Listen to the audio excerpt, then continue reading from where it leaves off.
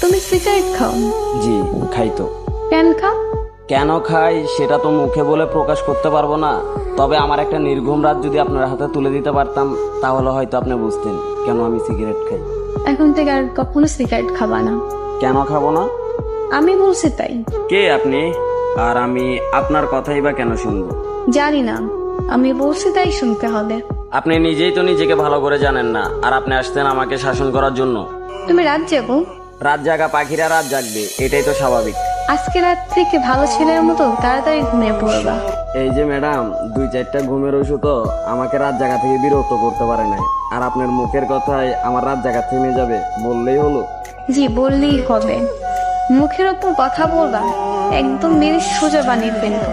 আপনার কথা শুনে মনে হলো আমি একটা খেলার পুতুল, যেরকম নাচাবেন সেরকমই নাচবো। এত অবসল কেন তুমি? নিজেকে অগোছালো করে রাখতে ভালো লাগে তাই। নিজেকে গুছিয়ে রাখতে পারো না? যেখানে নিজের জীবনের প্রতি কোনো মায়া নেই সেখানে আর জীবনটা গুছিয়ে কি করবো? ও আচ্ছা, তুমি এত উৎসুক না কেন? খাওয়া দাওয়া ঠিক মতো করো না? পরিবারের জন্য মাথা ভর্তি টেনশন, প্রিয় মানুষের দেওয়া আঘাত। সকালের খানাটা ঘুমে ঘুমিয়ে চলে যায়, দুপুরের খানাটা বিকাল 5টায়, রাতের খানাটা রাত 3টায়। তাহলে চিন্তা করেন শরীরটার কতটা ভালো থাকবে। এত এলোমেলো হয়েছে কিভাবে? খেলার বয়সে পরিবারের দায়িত্বটা কাঁধে, আর আপনার মতো একটা মেয়ের জন্য নিজের জীবনটা উৎসর্গ করে। ও আচ্ছা, মানুষটা ভুল ছিল তাই ঠকে গেছো?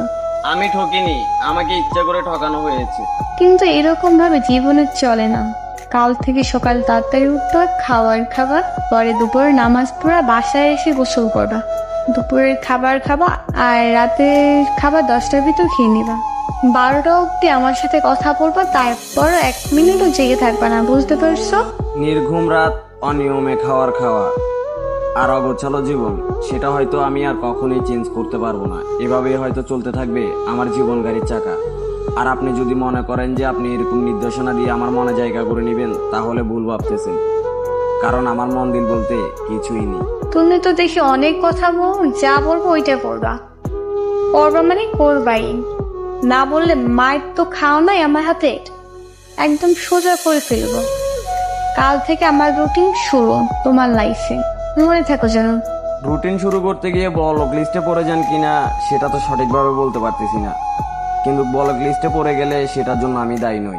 কিন্তু কোনো কিন্তু না, এখন বাইরে যা বলছে মনে থাকো যেন। আল্লাহ হাফেজ। আমি নিজেকেই তো ভালো করে মনে রাখতে পারি না, আপনার কথাটা মনে থাকবে কিনা তা আমি জানি না।